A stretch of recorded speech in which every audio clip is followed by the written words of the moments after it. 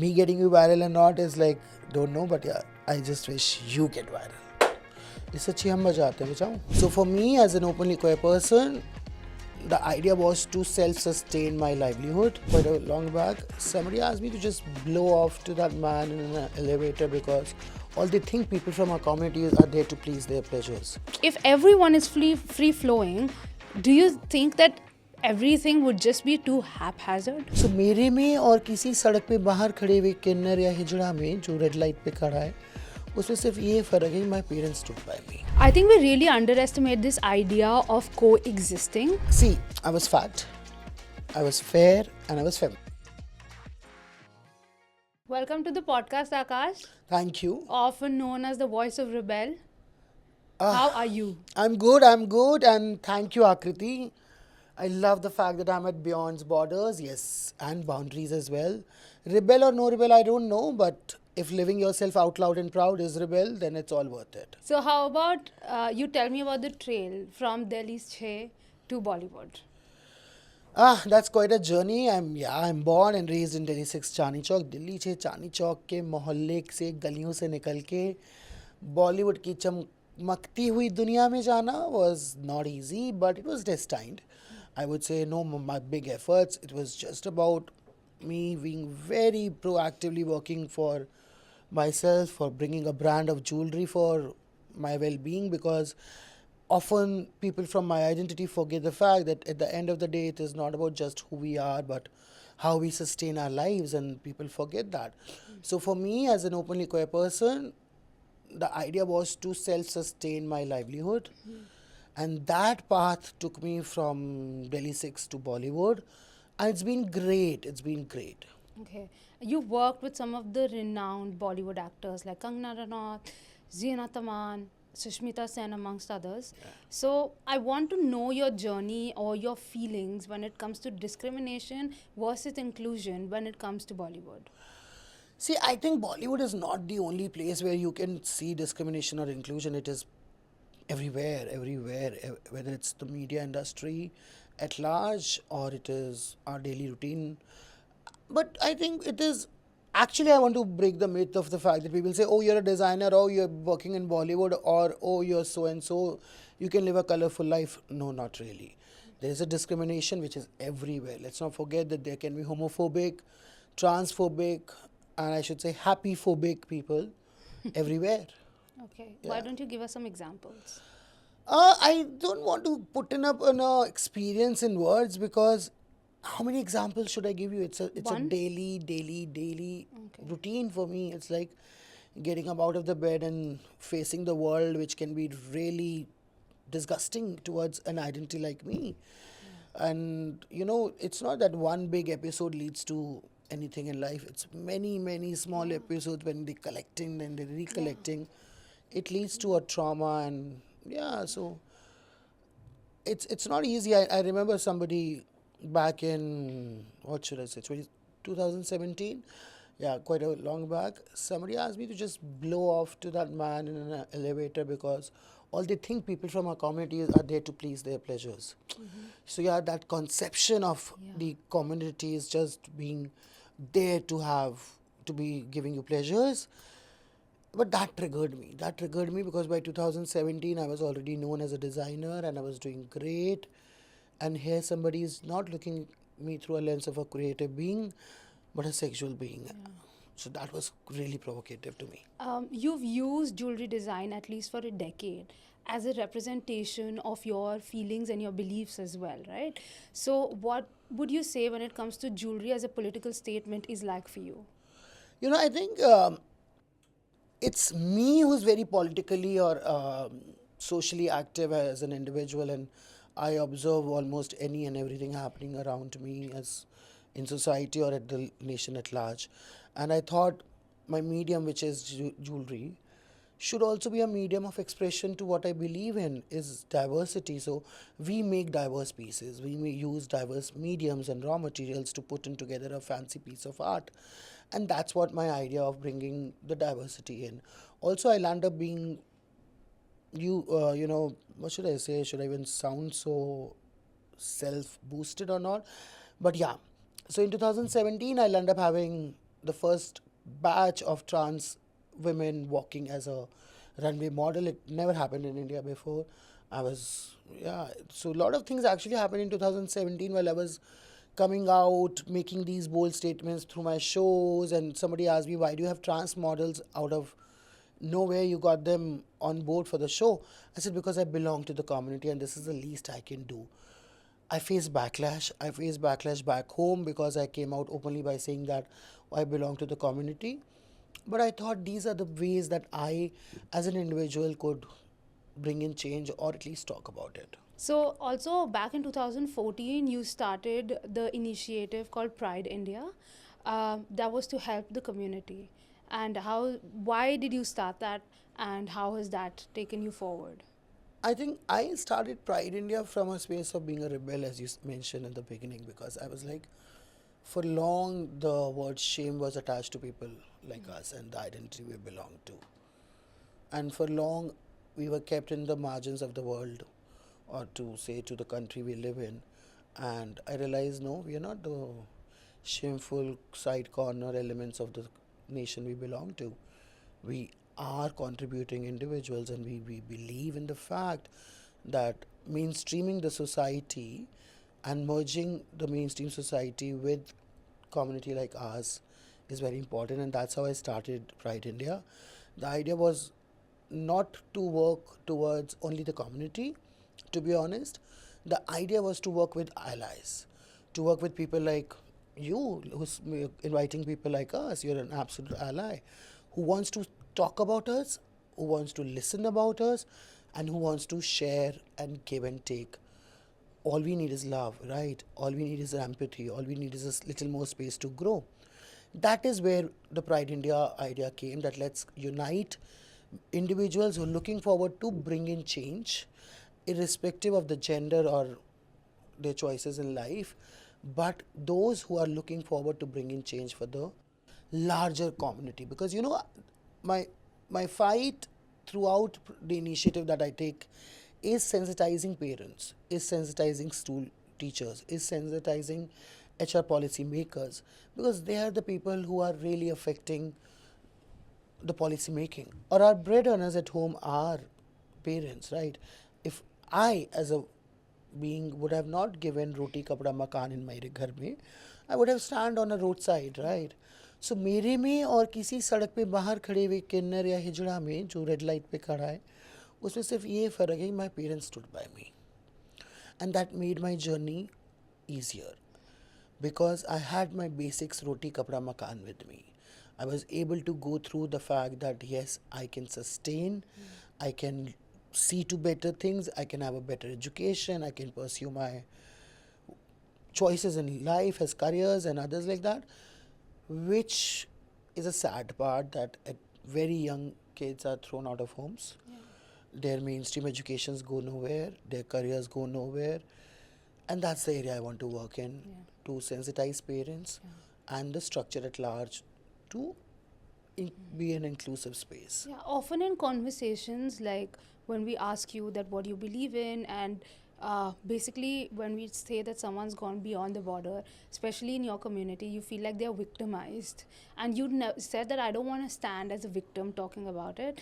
And you wanted to talk about the struggles that you have despite being a victim. So you anyways come from like an upper middle class family in the society, and they have their fair share of struggles, which of course we don't usually either understand or comprehend, because we feel like, oh, if you have a higher stature or if you have money, things are just better, which is not true.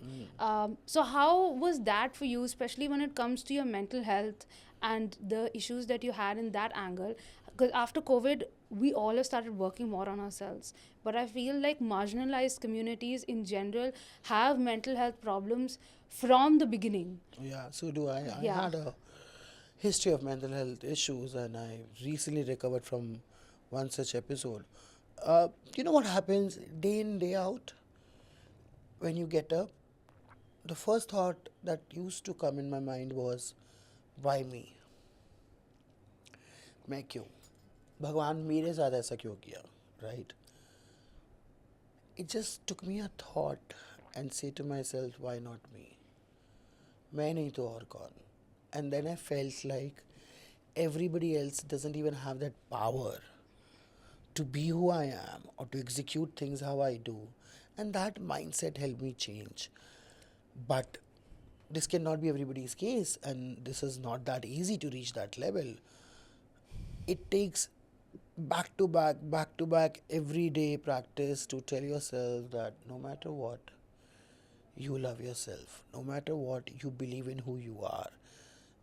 Not because you want to prove someone else, but because this will bring you peace. This will bring you home to your own self, because we keep on searching acknowledgements, acceptance, validations, but do we begin within? We are seeking it out. Why? The day you accept who you are, how you are, and what you're gonna be, it's a very beautiful, blissful space, because you feel like, wow, I've achieved. Now I don't need anybody to tell me how and who I am and what am I looking like, what gender I belong to, or what gender I should belong to, and how should I wear and what should I behave like. Because these are very, very integral insecurities that we develop with time if we keep on ignoring it and we keep on seeking validations from people. I believe mental health at large can only be worked out when you have people to talk to, when we have people to share with, and when we have peace within to be who we are. And I'm telling you, it's not easy. I have no shortcuts to tell you about it. It's a process, but I certainly believe self security, or to be honest, insecurity leads to a lot of issues. Because we'll then let the command of our happiness and our being to someone else. And that's problematic. You generally talk a lot about culture and society and community, and those are our general conversations whenever we meet as well. So what do you think is the fine line between traditional India and modern India? I don't know what is the fine line. The fine line one has to set for themselves every day and for themselves individually, because we are sitting here and doing a podcast which is a modern day technology. I'm wearing a beautiful ajrak, which is an absolute ethnic Indian wear. And this amalgamation and this beauty of we being Indians can really celebrate of the fact that we have technology to upgrade ourselves and we can wear our culture on the sleeves and bring in a balance for it. But is it easy? It is not, because we are little privileged to be where we are sitting and how we are talking, and we might not make sense to many of those who are not in a privileged space. We might not make sense to somebody in Roorkee or Sonipat or Himachal or any part of the second tier cities, and they would be like, what is he talking? Because LGBTQ होता क्या है, और ये तो होते ही नहीं है, और ये कहाँ से होते हैं? बिकॉज हमारे देश में इस डाइवर्स पहचान के लिए कभी बात नहीं हुई.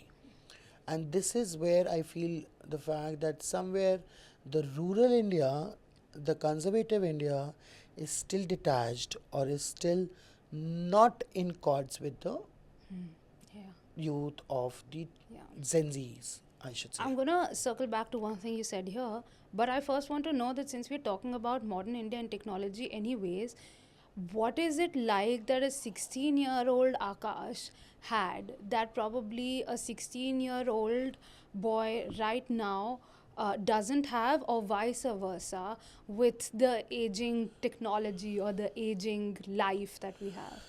See, the 16-year-old Akash had caricature of an identity to look in TV for who we were. When the TV came and when TV had caricaturized our identity on television, I had that vision that technology gave me, that television bring in home songs like Maa Ka Ladla Bigad Gaya, or with due respect to individuals who were just feminized and ridiculed and no integrity left of them on the television or in the movies, because that was we were considered to. So at that time when I looked, because now kids these new generation kids, they can just look at Insta and check out that there's somebody sitting like me or somebody sitting like anybody else from the community, making sense, talking sense, bringing sense on board, doing their livelihood. They are not the individuals who are going to be just be ridiculed for who they are, but going to stand up and talk about that it's okay to be who you are and be yourself. Yeah. And circling back to your previous answer that you made, that we are privileged, and I feel like a lot of us, I'm also privileged, but I feel like the things that I feel and the distress that I have is often misunderstood as like entitlement instead of something that should be worked upon. And I was reading a book like yesterday, and there was this line where it said that when we talk about, let's say, dysfunctional families, we always take it in a negative connotation, and we love them so much that we don't want to associate them with a negative word like dysfunctional, when that's not actually a negative word, but it's acceptance of the give and take that exists in relationship. And all of this, I think, is the fact that we come from a society where we feel if we have any sort of privilege, we don't have the right to form weaknesses. We don't have the right to talk about our weaknesses. As a matter of fact, we don't even have the right to have a weakness. And I think that is important to talk about. You know, the very idea of people believing us being privileged is their viewpoint.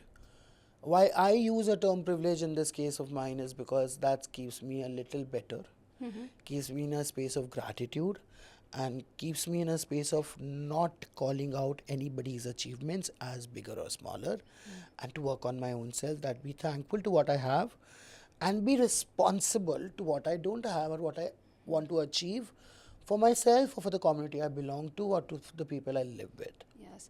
I mean, one of the reasons why I requested you to come on this podcast was not only to talk about your achievements and your initiatives that you're doing, but also that our conversations revolve a lot around what the society needs and what conversations need to exist in the society. So I want to start off by understanding that what is it that you feel made you decide that your personal and private life and your professional life go very hand in hand, and there is not much distinction between the two. Doesn't that end up taking a toll on you? Not really. And trust me, I am very, very, very particular of keeping my personal space very personal. And I know how to fair balance it. I would not be someone who's going to give access to people in my personal space by telling them what I eat, where I go, what I shop, what bed I sleep on, or what bed I wake out of. But the only space where I want them to associate with my private personal space or my personal being is my being itself as a queer individual. That I exist and I'm from the community and I work, and that is where I want people to know that we can work, we can sustain, and we can live a life with dignity. And that's the side of the world that I often let people see. Otherwise, there's no end of giving somebody else your space. They can be really intrusive, and I don't. I just come. Also, you become in a lot of pressure and tension of telling the world, "Oh, aaj kya kiya." You know, you post 4 stories, and the 5th day you don't, and say, "Where are you? Are you lost? Yeah, Are you happens a not lot. around?" So if you see my Insta, I hardly post pictures or share stories, but when I do, it's all about community or about the issue I believe to talk about. Yeah, no. But do you think in life that advocacy, professional life, personal life, are they different pillars of who you are? Or because mixing them together, the reason I'm asking you this is because there are a lot of people, like very opinionated people. I also feel that I'm opinionated, but I feel that people out there in the world who are advocates, and their professional life and their advocacy are going so hand in hand that they end up forgetting that there is a world out there that doesn't follow their opinions, and they need to know how to live with it. And I feel like then their personality revolves around their advocacy, which I personally don't think that it should be around that. Because when you're advocating for something, I advocate for women's rights. I think women should have rights. I advocate for feminism as well, which I mean gender equality. All genders should have the same pay, should have the same opportunities. And I'm talking about cerebral opportunities. I don't say that I should lift up 100 kgs when I know that I can't do it physically. But at the same time, like, if I keep putting that in every conversation, I feel like I don't have room to open my thoughts and my ideas to other people's suggestions and their opinions. Whether I agree or disagree is second. But like, just to listen and have like an ear out there, I think it's very hard. Don't you think like that becomes a problem as well when everything is mixed together?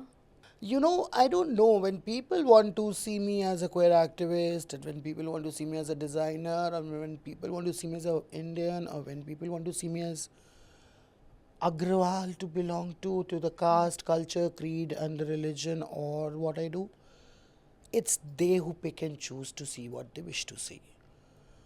I am in whole is a composition of what all that I carry on sleeves. I talk about what I believe in, I live how I believe in, I work as I what wish to work like, and all of these are my entities which make Akash as an individual. I often get messages about people of why are you talking about such and such issue and putting your opinion on while you're a designer or you're only a gay rights activist and nothing else.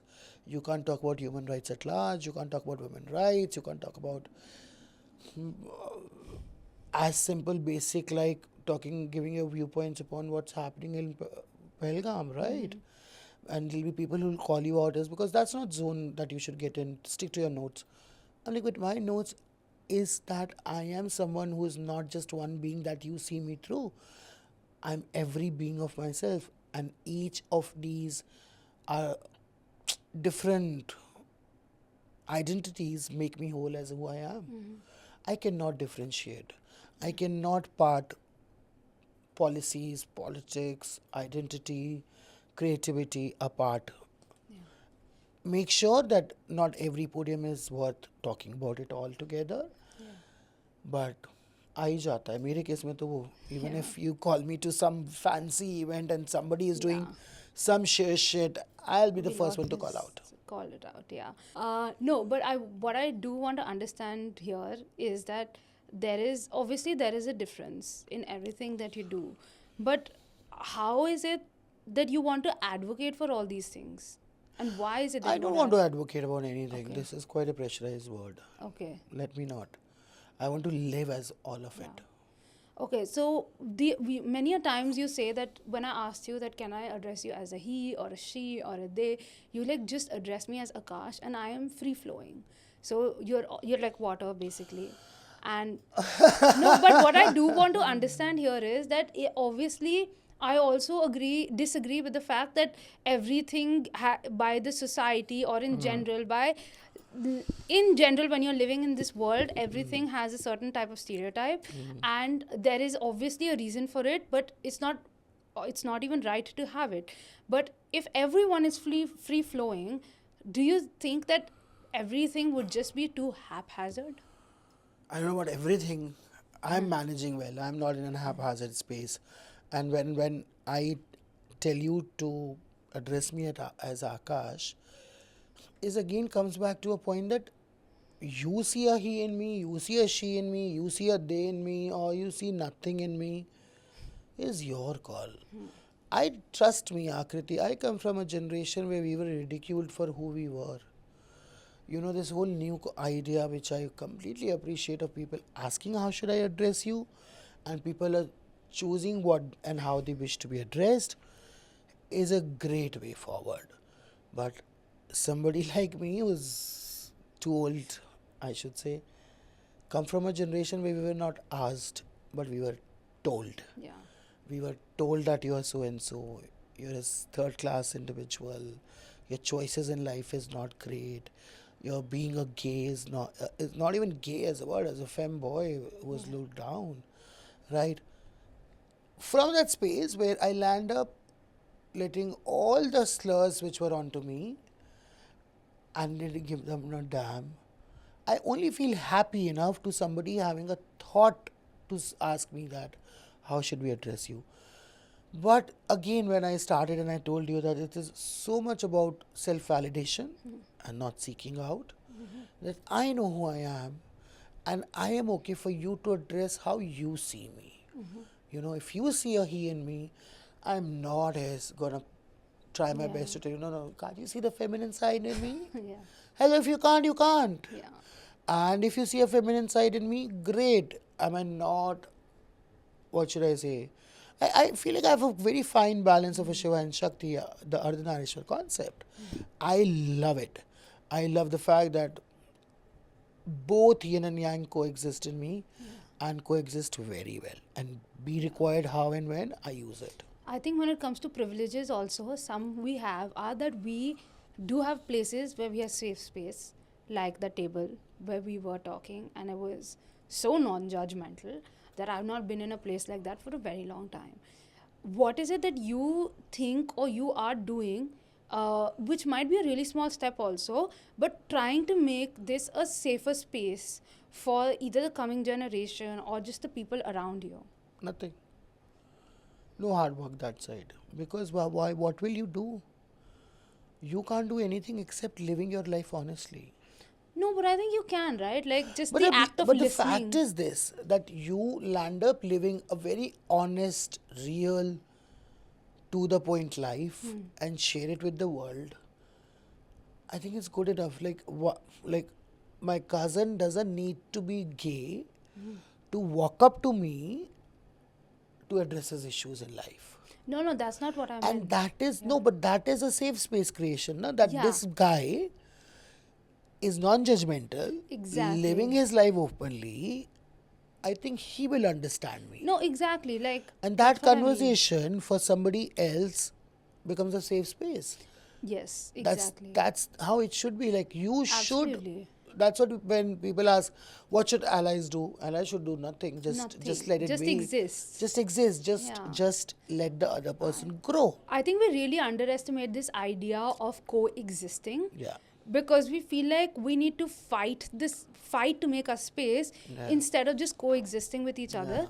And one thing that I'd like to point out also is that usually my personality has not been of a great listener, not because I'm judgmental, but it's like I have so much to say and stuff like that, but last few years I've noticed that I have so many secrets of my friends that probably they've shared with no one but confined in me, just because they feel like even if it's the worst thing and I don't agree with them, I will have like poker face, because I'll be like, you told me, I heard it, fine.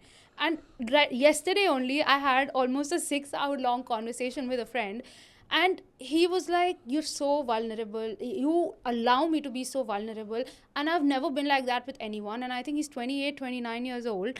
And the fact that he said that to me, though I've been told this before, but when he said it and he was in tears, and I'm like, I didn't do anything. I was probably quiet on the phone, maybe just like, washing my face or something while you're speaking, but like with full concentration. And if he ever saw my face, he said something and he'd be like, oh, iska chehra aise ho jayega, waise ho jayega.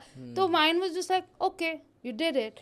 And I think, I don't know if I'm trying to do that or it comes naturally, but I want that to happen because my mother created that for me. She created that for my brother. My grandparents did that. And I just think that And the we word should do- safe space never existed then. It didn't, but they still Remember did. that? Yeah. Yes. It has to be that organic actually. Absolutely, because if I could go up to my grandfather and tell him that I have a boyfriend and my mother doesn't like him much, you should meet him and stuff like that. I think that that's a safe space that he created, and he was like all chill about it.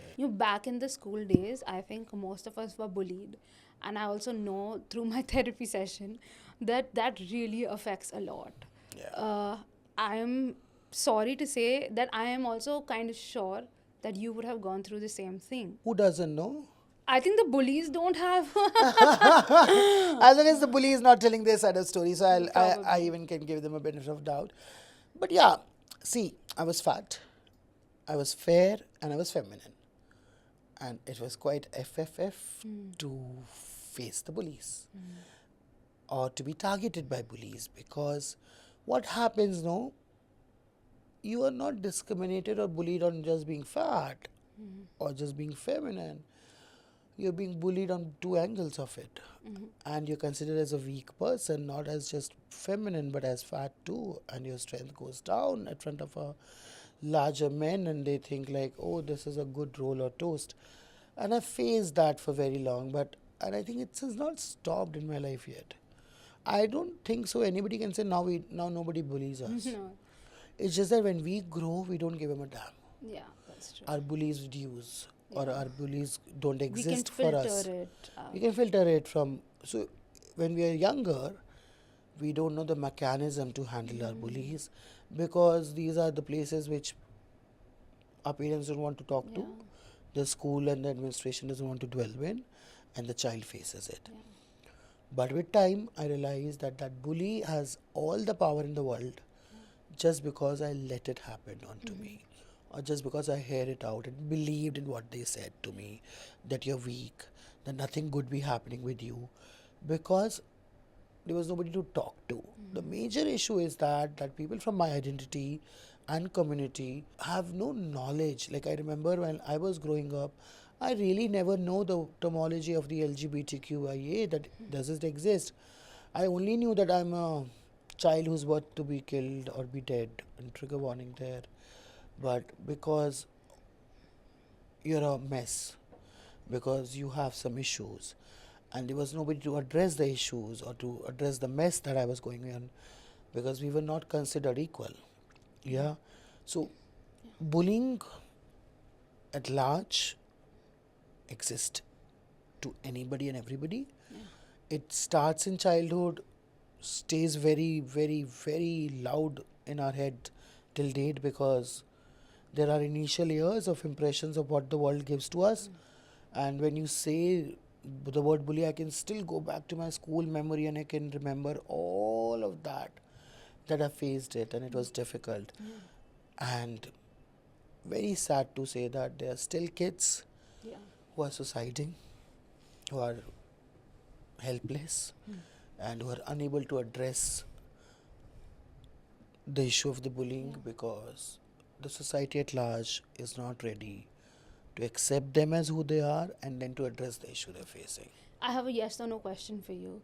Do you think everyone should seek therapy? Everyone should seek within. Okay. Yeah. So I just want to know in like 3 words, what made you decide that you want to quit Bollywood? In just 3 words. The top 3 that come into your mind. Self-esteem, homesickening, individualistic spiritual seeking. Okay. And now I have a last question before we go to the segment. So that would be that through not only through this podcast, but also through the initiatives that you're taking, what are like 2 changes that you really would like to see in the society? One thing is the fact that let people be. Let people be, and it is absolutely important. And second thing that I want people to, I think a very good education system which is available at zero cost, and the government of India should support it to every child. I believe education can only bring in change.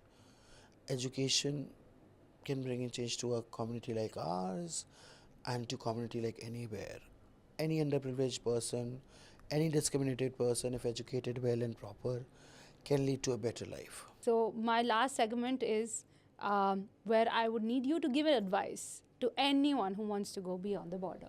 Go beyond the borders and grow, not on a dusted, sandy dune, but on a harvesting land. And that harvesting land is nothing but you coming from a space of hope, coming from a space of self-belief, and coming from a space of feeling secure of who you are. That's very important, instead of seeking validation in a dusted, bare land. Hello. Then thank you so much Pleasure. for taking our time. Pleasure. And we hope that you continue to inspire people Thank with you. your work. Thank you. And I hope you get viral. Beyond borders get viral. Me getting you viral or not is like, don't know, but yeah, I just wish you get viral. Thank you. We're done. Thank you so much for staying until the end. To help us continue these conversations, please subscribe on YouTube and like and follow on Instagram and Spotify.